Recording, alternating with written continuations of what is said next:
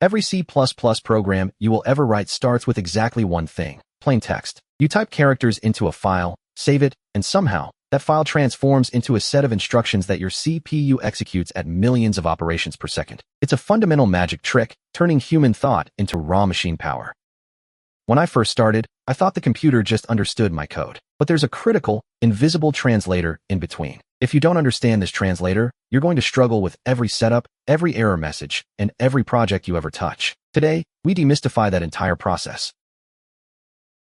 By the end of this, you will be able to identify the three major C++ compilers and their primary platforms. You'll differentiate between an IDE and a text editor, understanding when to use each. Most importantly, you will successfully compile and execute a minimal Hello World C++ program and debug the common compilation errors that inevitably pop up.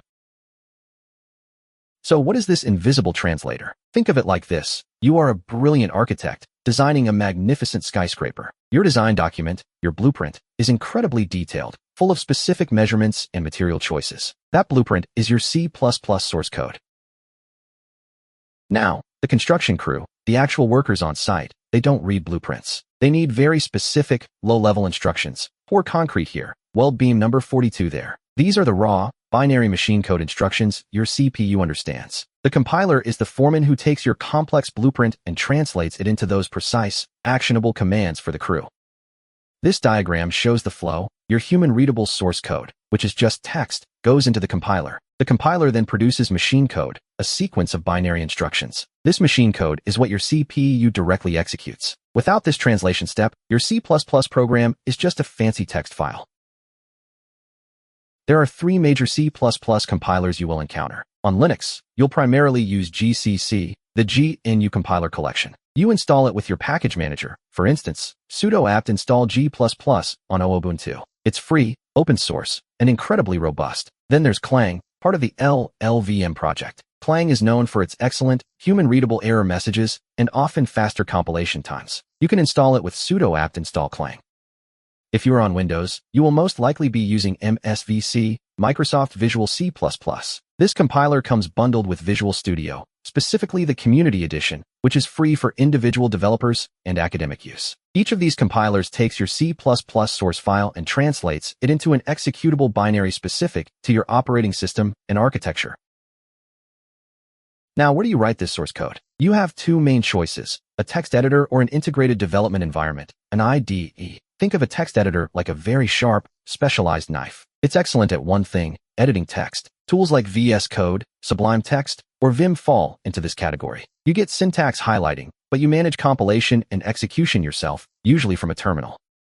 An IDE, on the other hand, is like a Swiss Army knife. It integrates the text editor, the compiler, a debugger, and project management tools all into one application. Visual Studio on Windows, CLion, or Qt Creator are examples. For beginners, an IDE's auto-completion and integrated debugging can be incredibly helpful. However, the downside is that they can sometimes abstract away the underlying build process, making it harder to understand what is actually happening when you click Run.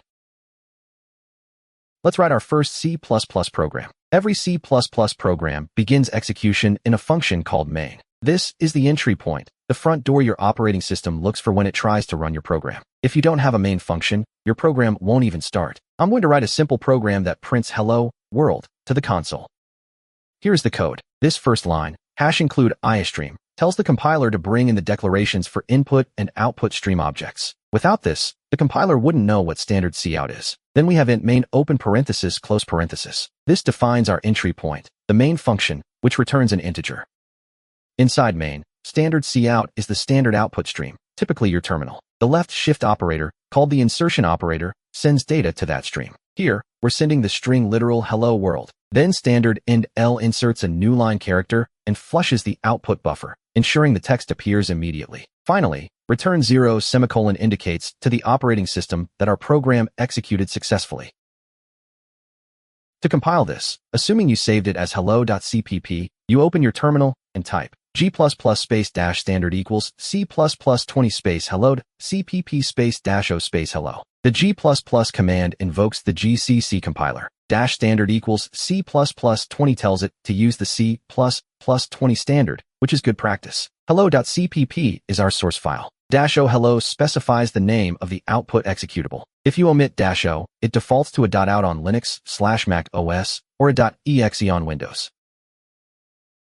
After compilation, you'll have an executable file named hello in your current directory. To run it, you type ./hello. The / tells your shell to look for the executable in the current directory. When you run this, you get exactly this on screen. Output, hello world. That is it. You have just compiled and run your first C++ program. This simple example already uses the standard library, namespaces, streams, and operator overloading. C++ is dense with meaning even in its simplest form, and you've just navigated its initial complexity. Now, let's talk about common mistakes. The most frequent error you'll encounter when starting out is forgetting to include necessary headers. What happens if I remove #include iostream? The compiler will complain because it doesn't know what standard cout or standard endl are. Here's what that broken code looks like. If you try to compile this, you'll get an error message similar to this. It says, error, cout, is not a member of standard. This is Clang's message, which is quite clear. GCC might say something like error, cout, was not declared in this scope. Both are telling you the same thing. I don't know what cout is, and I certainly don't know it belongs to the standard namespace.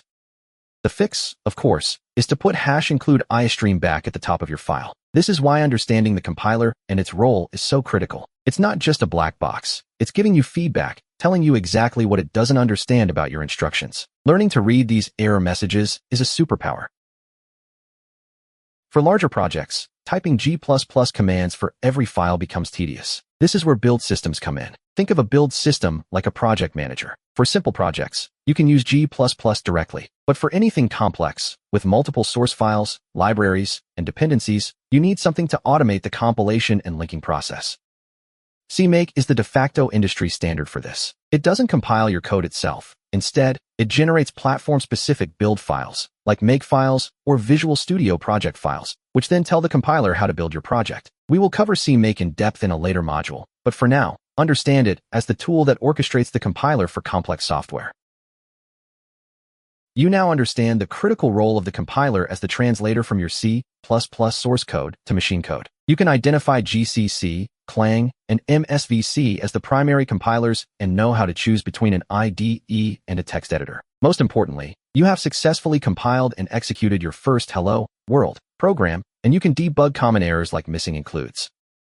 Next time, we're going to dive into the actual building blocks of every program. C++ program structure, files, and translation. We'll break down how multiple files come together and what happens during the full translation process.